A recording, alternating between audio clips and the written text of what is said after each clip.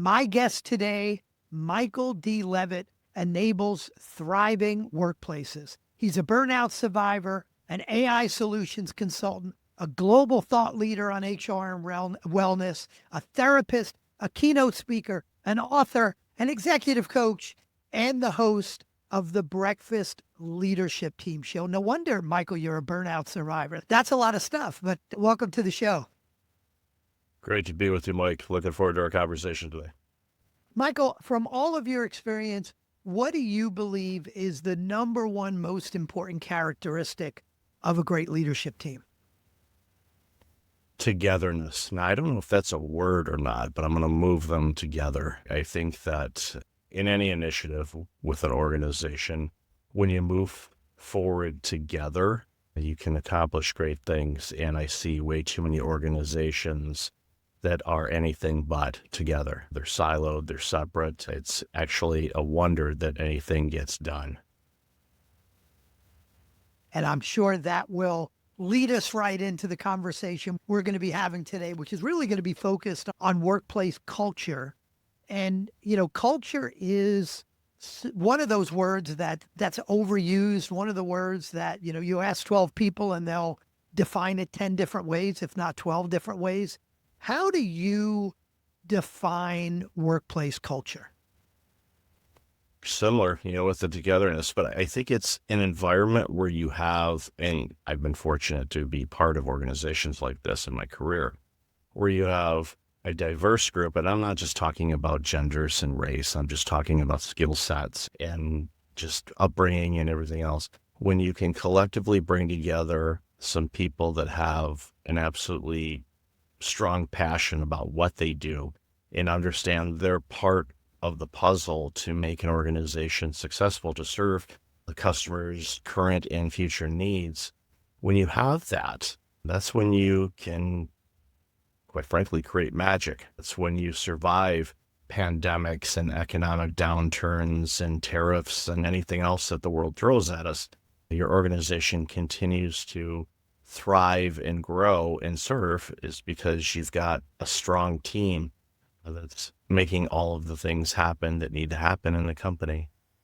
Michael, we hear so much about culture today and probably hear that word more often than I heard it years ago. Does culture matter more now with, hybrid and remote work, with AI, with everything going on in the world? Does culture matter more now, or has it always been this important?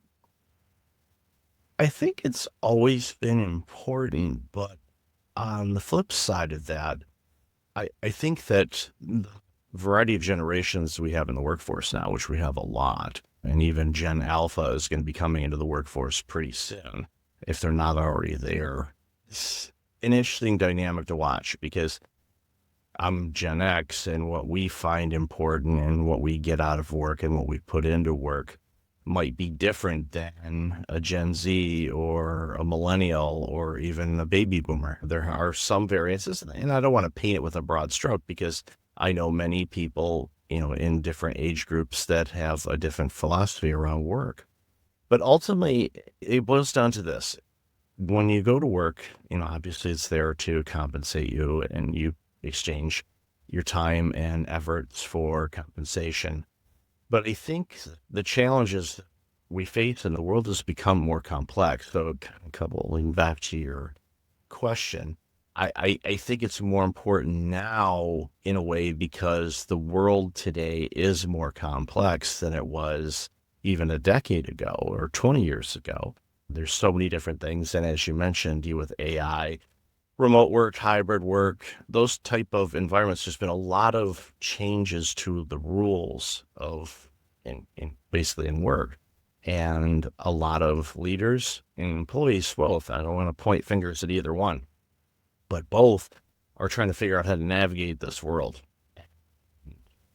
A lot of people are really struggling with it. And if there's not really good communication channels within an organization, then what happens time and time again is people get frustrated, and that frustration can come out in a variety of different ways. A lot of times it could be bad management. A lot of times it could be absenteeism or disengagement, which we're seeing, all the studies are indicating that, engagement in the workforce continues to drop, which is concerning in many facets. But it's a long-winded answer to say it's never been more important than others, but it's always been important as well.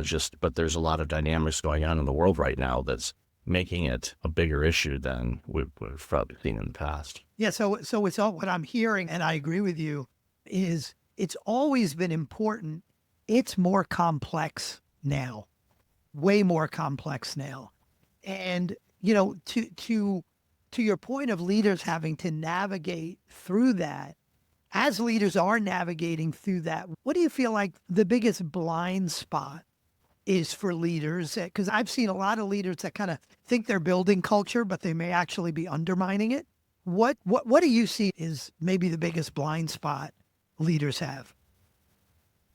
I think there's too much of a reliance of what they know and what they've experienced, and not necessarily, and this could be intentional or it could be accidental, a willingness to understand and learn from others that are reporting to them. Yes, we have mentors, or we should anyway, and they can guide us in everything that we do. But I think a lot of it has to do with just listening to your team and trusting your team. And I talk to people all the time, and especially around the arena of should we allow remote work to continue, or do we need to bring them in every day of the week? I've had managers tell me, well, I don't trust my employees to do their job when they're working remotely. And I said, well, then you need to fire them right now. And they look at me and say, I can't fire them. I need them. They do great work. You don't trust them to do great work, but they do great work. I'm confused. And so are they, because their own head, they're confused about it, because I think a lot of it is they miss seeing people. I think that's a big part of it. A lot of people say it's micromanagement. Maybe there's an element of that. But I think a lot of it is just they miss the human interaction. I think that's what we're designed to do. So I think that's one of the reasons why so many have struggled. But the blind spots that leaders see all the time is, their own limiting beliefs, and also just, their own experiences, and maybe not being exposed to, different ideas of things that we can do. Yeah, and going back to what you said about the idea of remote work, what I find interesting, and I'm wondering what you see here, is when back when COVID hit and remote work was a new thing, there were leaders that were really confused as to how to deal with it. How do I know my people are productive if I can't see them? Which amazed me, because I said, wait a minute. Like, does productivity mean they're working long hours? They're working hard? Do you have to see them? Or is productivity about measurable results? And I find, what it's challenged the better leaders to do is to get better at figuring out what the measurable results are that they want to see. And so it's not like, do I trust people to be working hard or not? It's, are they getting the results that we want? And I think pre-remote work, people weren't as focused on defining what those measurable results were. And maybe remote and hybrid is challenging the better leaders to get better at figuring that stuff out. Yeah, I agree with you. I think it was a big challenge for a lot of managers that used to manage by being seen and constantly checking in on things. There wasn't the systems in place for them to say, okay, how do we actually measure what we do? What are the outcomes? One of the things, that completely borrowed from a boss that I had 25 years ago was, and I remember this, and I shared this on my show and other shows in the past. I remember my first day working there at 3:32 p.m. I remember the time specifically. He came to my cubicle and said, okay, I'm just going to lay down the ground rules of what it's like to work here. I'm like, okay, here we go. And he said, I don't care when you get here. I don't care when you leave. Just make sure you keep me updated on what you need. If you have any issues, you know how to reach me. I deliver outcomes. I tell you when it's due. Hopefully you have all the tools you need to be able to do it. Have fun while you work here. And I sat back in my chair going, I think I'm going to be here a while. And I was there for almost 4 years. And this was during the .com era when everybody was bouncing around because they were getting big salary raises and stock options and everything else. But I stayed at that organization and they took care of me quite well. But it was because they created the environment for me to thrive. And this is one of those things where I think managers still have a lot of work, and leaders of all levels have a lot of work to do. They have to figure out, okay, what do we need to get done? What's the roadmap that we know of? Because, every time, start a project or anything like that, there's always going to be an opportunity for something new, uncertain, change in scope, you name it. There's all kinds of things that can throw things off. But as long as you know, what are we supposed to produce? When is it due? What do we need to have? Who do we have resource-wise that can get this done? What's the estimated time that's going to take? Go to. And have obviously built-in check-in periods so you don't go off the rails. But too often, managers, because they were never properly trained how to manage, will be there every step of the way instead of leading back and just going, okay, let me manage this instead of trying to do it. And I see it time and time again where they just get over involved in it and end up slowing things down. And I know a lot of managers don't like hearing that. It's like, you're actually the bottleneck. They don't like hearing that, but it's like, you're the bottleneck because you're taking them away for these 30-minute sessions 5 times a week. You don't need to do that. You give them what they need to do. Let them do it. That's why you hired them. If you don't trust them and they can't do the job, then of course you make a change. But you got to let them try. You're teaching your kid how to ride a bike. If you're on constantly riding the bike for them, they're not going to learn how to ride the bike. You wrote a book called Workplace Culture. You work with clients on their cultures. When you work with a client, give me a sense of how you, and therefore a leader listening to this might think about how they can go do this. How do you, where do you start? How should a leader be thinking about the different components of culture? And it's too easy to say, man, we got to work on our culture, or morale stinks, or I don't recognize this place. How do we take it and turn it into a set of steps? What are the first things they ought to look at, and what are the components of culture that leaders ought to be thinking about and taking action on? Yeah, what I do is, and I don't start from page 1 type of thing. You meet people where they're at and you say, okay, what is your situation, asking from their point of view of what they would like to improve here. What's going well? And I start with what's going well, because a lot of times when consultants come in, it's like, okay, what's broken? What's not working? Like, no, what's going well here? Because there might be some clues in what they're doing well that could be applied to other areas of improvement that they would like to see.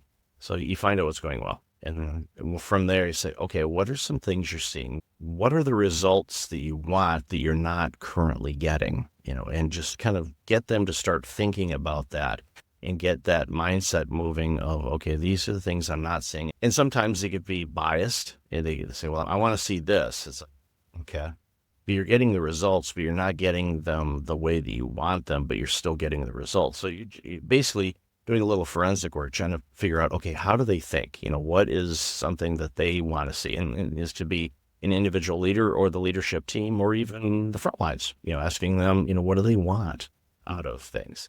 And from there, then we start working, okay, let's pick one area to focus on first, because if you try to change everything at once, and I learned this in my IT days, well, if something breaks, you don't know what broke it. You changed 15 things. So one of those 15 broke something, but you're not sure which one it is. So it's like, start small, build some momentum, and then we can, continue from there. But that's, the exercise that I walk them through. And then, of course, it's like, oh, what does culture look like to you? What does that look like? And it might be, again, biased. They may want the environment to be this way, where the employees and the management team, they want something different. So you got to, and that's why you talk with as many people as you can to kind of get an idea of how many organizations you're dealing with there, because in many cases, and you've seen this, of course, too, where you go into an organization, they say, well, we do this. And you ask, like I said, 10 people, and they give you 13 different answers of who you are.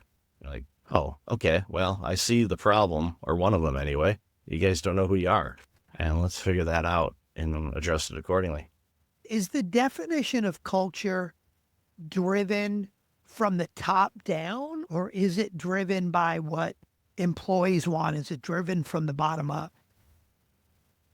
For the longest time, I always have felt, and I still do to a certain extent, that the culture is dictated by the leader. When I took over a toxic workplace and reduced turnover dramatically, it was because of me and my team and what I saw the team would do and how they could do it. But in unison, I did that by seeking the guidance from the team to ask them what type of environment they wanted. So I wasn't in this boat of it's going to be this way. I wanted it to be what felt natural and welcoming and comfortable to a certain degree to the team. Because if you give them everything they want, well, then you still may not hit all your goals because, people tend to lean towards comfort avenue instead of challenge road. And sometimes challenge road helps you grow and serve more people. So I still think it's the tone and the direction is from the leader, but it behooves the leader and the managers to get the input from everybody to make sure that is the direction that everyone, it doesn't have to be everyone, but what the team naturally gravitates to. Because unless you want to do a complete turnover of the team and bring in new people that agree with your vision, and sometimes you have to do that because things are just so entrenched. It's like, we got to use a Jack Welch term and de-hire a bunch of people. I prefer not to do that. I don't like doing that. I never have, but sometimes it's necessary.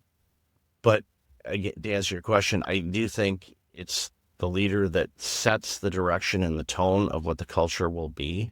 But they have to understand who their team is, because if you set a culture and the team isn't capable of doing that, you're going to run into a lot of friction for quite some time. Yeah, and I think the opposite of that, if it is bottoms up, where you're like, hey, what does the team want? I have, teams that do an exercise on what their core values are, and they ask everybody in the organization, and they kind of boil all that up and say, here's what's important to everybody. That sounds nice. The problem I've had with that is if the leader of the company doesn't model those core values, if they're not a model of the culture, it becomes all talk, right? If you say, here's our culture, and the leader does something different because it's not who they are, then, you've got a really big disconnect. Oh, most definitely. You cannot say this is how we do things and then not do those yourself. Like, they say, okay, we want, in office 5 days a week, which a lot of organizations are doing right now. And if you as the leader aren't there 5 days a week, good luck. There's people are going to say, oh, I guess it's not for him or her.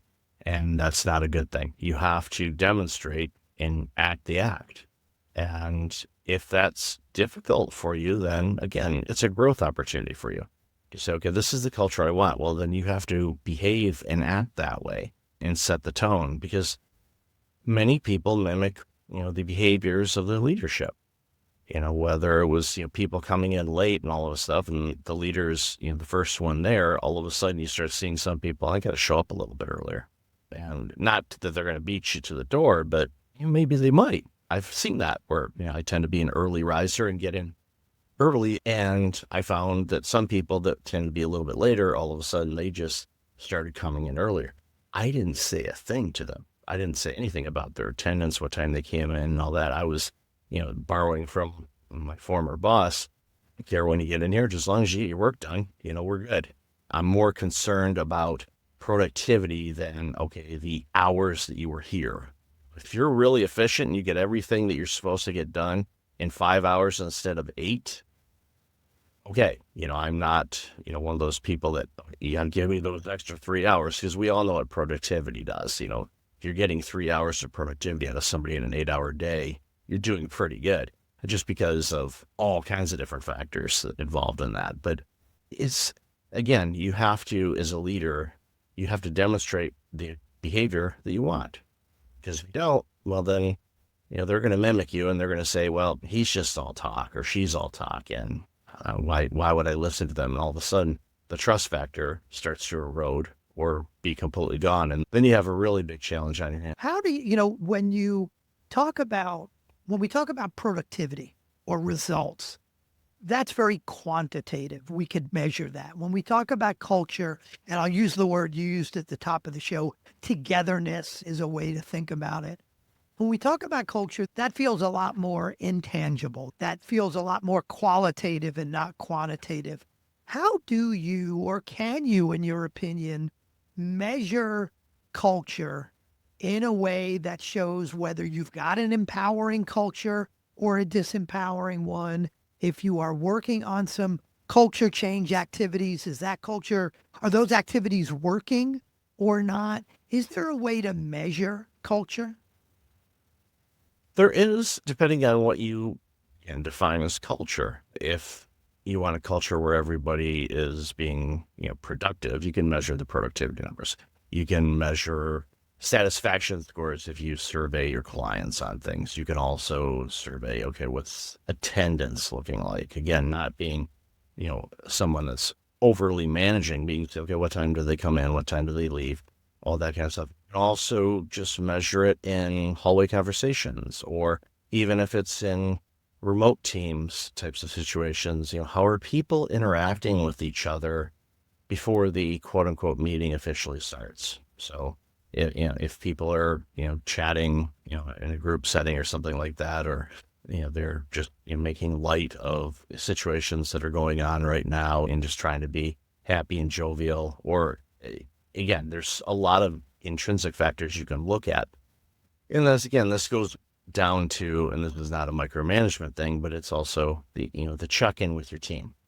And I remember during the pandemic, I was running a nonprofit at the time, at the beginning of it anyway. And I remember when the first time we could collectively come together in person, we were obviously separated in a big room, in a boardroom that was big enough where we could keep distance, and everybody was masked up and all of that. And normally for those meetings prior to the pandemic starting, everyone would give a debrief of what's going on.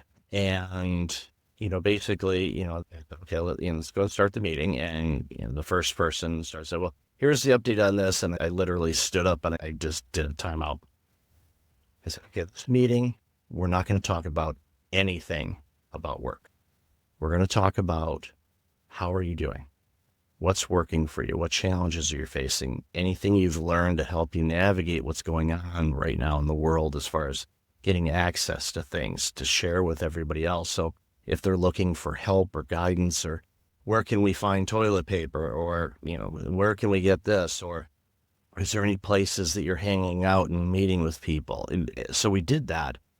And at the end of the meeting, I asked, okay, is anything going on? And there was like 2 or 3 things that they need to bring up. Normally, using Parkinson's law, let's fill up that meeting hour.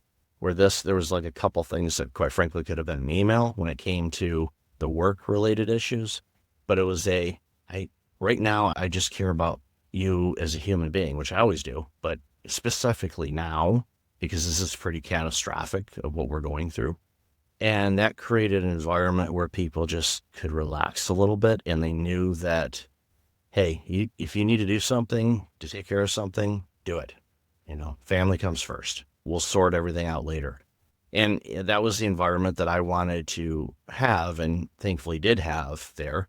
I inherited a lot of it there because it was already kind of there from the previous person who was the founder of the organization that unfortunately passed away. So I came in replacing somebody that had been there forever. So that was obviously an interesting dynamic as well. And there was obviously a lot of concern about me coming in with my background, going in and changing everything up and making it a business and all of it. And it's like, no, I wanted to meet people where they were. How do you balance it? That's a good example of being a leader that really cares not just about the business, but caring about your people. And, I have seen over my 35 plus years coaching consulting is there are some leaders that really do care about their people, but they're not necessarily, they don't have that same talent, may be the wrong word, but they don't have that same focus on holding people accountable and having the difficult conversation. I've seen other leaders that are pretty good at holding people accountable and having the difficult conversation, but they don't show a lot of caring towards folks. How do you balance those two? If if you're a CEO, you want to create a culture that genuinely cares for people. How do you balance that with the discipline and accountability around getting results? Yeah, sympathy is a big thing. I know some people, aren't very sympathetic or empathetic. I have a colleague that I've known for almost a decade, and she actually went and sought out professional empathy training because she did not have it. And she recognized that and she wanted to have it. So that was commend her for doing that. But it brings me up to an example. I remember in running a healthcare clinic, I had a nurse that was absolutely amazing, just stellar. Didn't want to call her Bunny Rabbit because that's not but when she walked, she bounced. She was that happy. And then she had a personal situation in her life that took a toll on her, and she was no longer that happy-go-lucky bunny rabbit. She was pretty down, making mistakes, a lot of absenteeism. I'm pretty sure there may have been some addiction issues that were rising up. So went from, your number one all-star employee to someone that is definitely having some challenges. So, had those difficult conversations and said, okay, share what you can, because I don't want to get too personal, but it's impacting the work here. And do you need to take some time away? And so, she took a couple of weeks off, came back, wasn't bouncy again, but was a little bit better. And then it reverted back to being problematic, absent, and all that. And what was happening, the rest of the team are going, well, if she could take time off, so am I. And all of a sudden you're like, oh, great. Now we have a problem. This is contagious, or we have a contagion here. What are we going to do about this? So brought her in again and said, look, we can't have this. I know you're going through some difficult times. Do we need to adjust your schedule, cut your schedule back a little bit so you can address whatever you need to do personally? But I need you here. And when you're here, I need you also here. And there was a little bit of a rebound, but then it went back again. I'm like, okay. So, basically brought her in and she said, you know what? I think I need to step away. I think I'm going to quit because, this is not good. And I said, well, for you to get unemployment insurance and continued benefits and things like that, why don't I let you go? So, and make sure your benefits continue for a period of time, give you a little bit of a severance, and send you on your way. And please get your help. And I saw her a year later, and she had cleaned up, rebounded, life was good again, was in a good role. I gave her a reference and corrected the issue. Was it difficult to go through? Yeah. But it needed to happen because otherwise I would have had several people doing that thing. And again, it's a one-off type of situation, but we're dealing with human beings. And sometimes we want to use this boilerplate template to say, okay, well, the next step, this and this, but humans are messy. And sometimes you have to get in the mud a little bit to kind of figure out, all right, what do we need to do here to hopefully help the employee return to being a productive one, or, look for an opportunity to make a change as pleasant as possible, to make that situation as pleasant as possible, because it's never pleasant. We talked earlier about the importance of the leader, the CEO of the organization, defining and modeling culture. One of the challenges that I've seen is the leader of the organization, or even the leader of a team, might be partially blind to what's really going on in that team. There's an assessment that I do with teams, and it assesses all parts of the team. And part of it is some questions around whether they have a powerful, resilient culture. And what I find is almost always the CEOs believe the culture is stronger than everybody else believes. And part of it is that people treat the CEO in a certain way because their name's on their checks. They're going to treat them a certain way. And the CEO doesn't necessarily see how that person is treating someone else. I've had a leader say, oh, this person, real challenge. They're pessimistic. They're not collaborative with team members. They're disrespectful to them. And the CEO says, wait a minute, are we talking about the same person? It's like, they never act that way towards me. And it's like, yeah, because you're the CEO. People treat you a certain way. So for the CEOs or even the team leaders listening to this, what are some signals that they should look for to tell them that their culture is sliding, to tell them that their culture isn't as resilient and empowering as they think it is? What should a leader be looking at to help them understand if they've got a problem? Yeah, I think there's several things. One, the metric, look at performance. If performance is sliding a little bit or is not where it could be, that could be an indicator. Another thing that, and this is a really slippery slope, you got to be careful with this. You have to have trusted advisors. And what I mean by that is, have people that are in the, using a union term, rank and file, that aren't a manager. Maybe they're, and just, not a manager, but just one of the employees there. Create an element of trust where they can bring things to you, not a spy or a mole kind of thing. You don't want that, because then that creates all kinds of different dynamics that you really do not want to have. But you want to talk with some people and kind of get the pulse and get them, and this is hard, but to earn their trust where they can confidently share with you some insights. And like the example you said, there could be an employee that is constantly kissing the CEO's butt, but you find out that they are an absolute horrible person to work with, or problematic. They don't collaborate. They take all the credit and do none of the work, kind of thing. And if you're aware, and again, it's difficult. This is not a skill that everybody has. It's something you can learn, but it's not a skill everybody has, where you can be aware of situations and go, okay, yeah, I'm seeing this, but the feel is a little bit different. There's something off here. And you just approach it in a way, and you can ask questions that can kind of flush some of those things out. But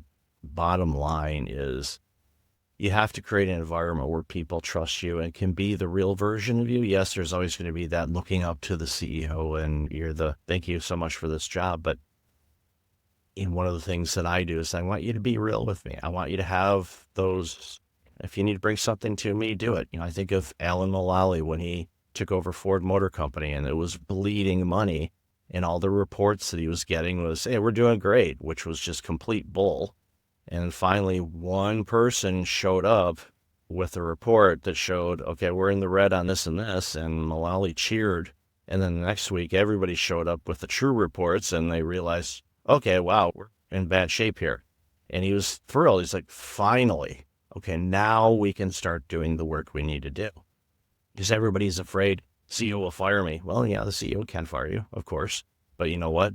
The way around that is go in and do your job to the best of your ability, and hopefully everything works out for the best. But it's, again, for me, from my vantage point, earning trust is a daily exercise. It's not a, well, they trust me now, and then you just put it on autopilot. No, it's an everyday exercise. And being a leader and a CEO is not an easy task, but it's well worth it.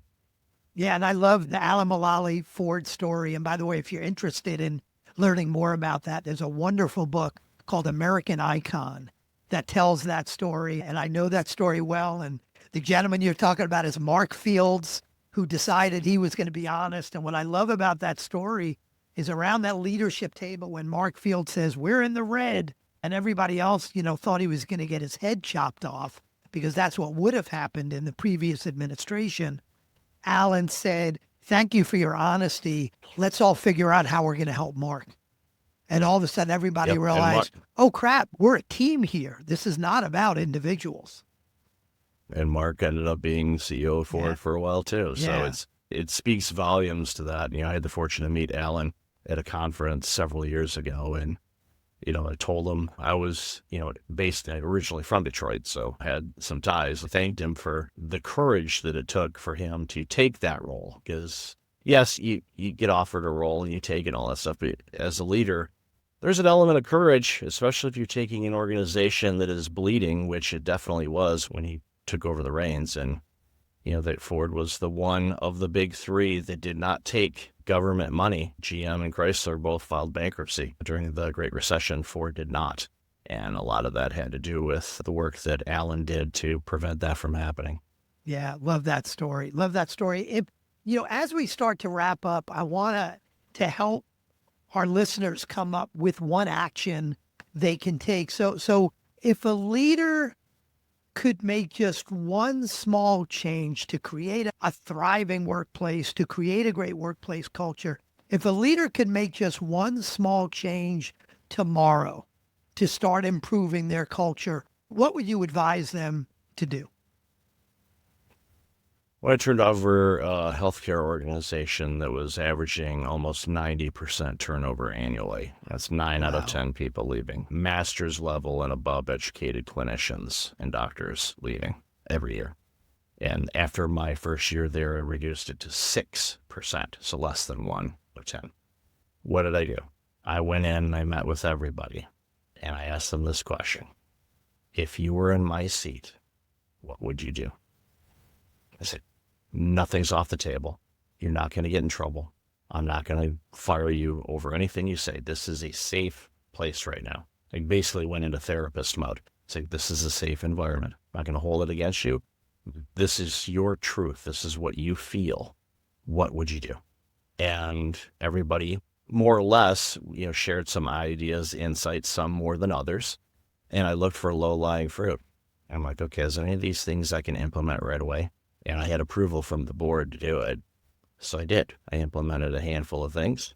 And next thing you know, they went, we have a CEO that listens to us. And that turned the page. And it took time, but we got it. And thankfully with that team, I didn't have to let go anybody. And I didn't give out raises either. That was, everybody thought, you just gave them a bunch of extra money to quiet them up. No, I didn't give anybody a dime. I made them feel like their voice would be heard and that I made it a point to understand them and what they felt was important, what they wanted to do in that healthcare setting, and changed outcomes, improved performance. Yes, I eventually gave people salary increases, but not right then. I was like, let's change this environment. And I think that was a big part of why they had so much turnover is there was just no trust. No one would listen. And everybody just felt like they were on an island by themselves. And like, no, we're all on this island together, and hopefully we can do something great with it. So sounds simple, but it's not to execute what you're talking about. It's having the good, open, honest conversations, really listening, and then taking the right action, which doesn't sound like rocket science, and it's not, but it's just something most leaders don't prioritize the time to do. So I love that. Michael, I mentioned some of these things, a whole bunch of these things, in your intro, but tell me a little bit more about the different ways you work with clients and the types of clients you work with. Yeah, for me, I'm fortunate to get to do a lot of different things, obviously.